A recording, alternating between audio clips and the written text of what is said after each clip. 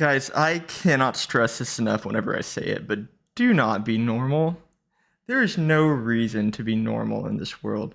I would actually argue, my roommate just came home and I just had this conversation with him and I was like, I gotta get on here and talk about it. But there's never been a worse period in humanity to be normal. Here's what I mean by that, is we are very biological animals, right? And a lot of people don't want to get into that. They view humanity as separate from the rest of, the animals of the earth, which is absolutely not true. We share a lot of fundamental aspects that align us with them in ways that we usually don't recognize. But here's what I want to focus on with this. Right now, this normality that's going on is actually driving people apart more than you think. And it doesn't actually stem from just the notion of you being normal as a person. It stems from the notion of normality coming from social confines, whether that be social limitations or social stigmas.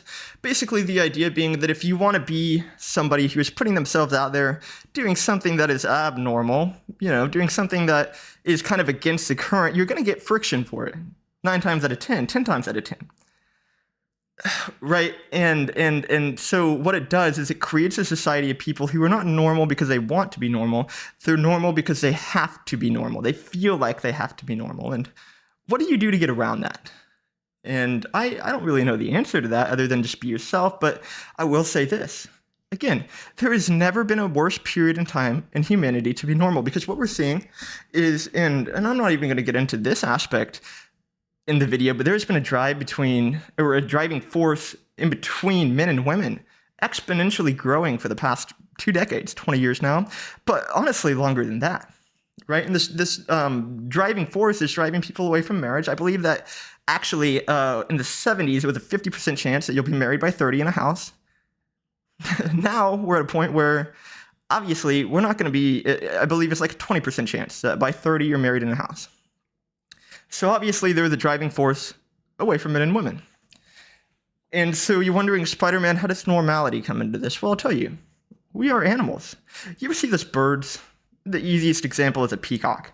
But there are other birds in the forest, rainforest, wherever, and you'll notice that they will put on a show for the female birds, whether it be with their feathers, whether they go and collect shiny objects. They will go out of their way to go against the current, to be abnormal. And what they're doing is basically selective, it's like selective pressure, where the females in these species are being more drawn towards the males that have more depth. Basically, if you want to go and put it in terms of a bird to a human, it's depth, because for a bird, it's mainly just beauty, right? They're looking for uniqueness, beauty, and what that looks like for a bird is that the feathers may be half an inch longer than the other males. They might be a slightly brighter tinge of green. The red in their feathers might be slightly darker. Whatever it is that attracts them, these birds are all unique, and they're all trying to do their own thing, and they're beautiful, right? Like a peacock. Peacocks are beautiful, and peacocks definitely did not start out with tail feathers like that. Actually, years and years and years of selective evolution have led to peacocks having these large, awesome, and the male specifically, having these large, awesome fans that they're able to put out. And these fans are, again, a result of these males being the most beautiful, the most unique out of these peacocks. You're like, Spider-Man, I don't know what you're talking about. Maybe you do. But what I mean is that in this sense of normality, and I'm speaking for guys right now, but this could go for girls. You could find your own way if you're a girl to kind of take this in and internalize it, again, in your own way. But as a guy, whenever you submit yourself to normality, you basically become okay with it. You are basically becoming okay with being the bird that doesn't have beautiful feathers. Your feathers aren't shit. You don't got the brightest green. You don't got feathers that are half an inch taller. You don't got a beautiful, what almost looks like owl eyes designs on your wings and feathers as you spread them. And analogously, this is exactly why these girls that you want to have take interest in you, or anyone that you want to have take interest in you, they're maybe not. Because at the end of the day, we're biological beings, and we look for what catches our eye. Okay, so you're wondering, well, I don't know, Spider-Man. I guess maybe I am normal. What do I do? All that I can tell each and every one of you is that it is imperative to be yourself. There is nothing more crucial in life than being true to who you are. For me personally, being true to who I am looks like me wearing, like, I'm not dressed out right now. I got like a Spider-Man shirt on underneath this, right? Black sweater, but I'm not looking crazy, but I have spent a lot of time, going and shopping and looking for clothes that are really nice and presentable. Right? Like I like to dress up. I like to wear turtlenecks and sweaters and coats and mix them all up and Gucci jackets and Gucci belts and all of that. I like to do that. Right, but that's me. That's not me trying to go and get clothes that I think are going to be doing this and that. It's like, this is what I want to wear. These are just my clothes. Right? And by doing that, because let's be realistic here.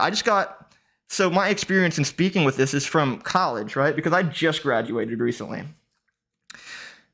And on the college campus, 99% of guys are wearing t-shirt, athletic shorts every day. Once it gets cold, they're wearing sweatpants and they're wearing a long sleeve shirt or hoodie. All of them, most of them. Right, but what you notice is that out of like 10,000 people and 5,000 guys, there are like 100 of them that are actually trying to look unique. And what I mean by that is that they're not outwardly, oh, I have to do this and I have to do that to look this way. They're not doing that. They're not exerting themselves to do that. All that they're doing is being true to themselves. They're recognizing in their head maybe that, like, oh, someone could call me this or that, or someone could put me down, or someone could criticize me, scrutinize me, whatever. But they don't give a shit because that's them and they're doing them. Right, so that is them escaping normality. And from a biological standpoint, if the college campus is a forest, right, these guys and the girls that are dressing out of the norm, going against the current, they are going to be the birds that get looked at. They are going to be the birds that have the brightest feathers, that have feathers that are an inch taller than the other ones, that are, more beautiful, more extravagant, more pleasing to look at, more eye-catching. These are the people that are going to collect that garnering of attention.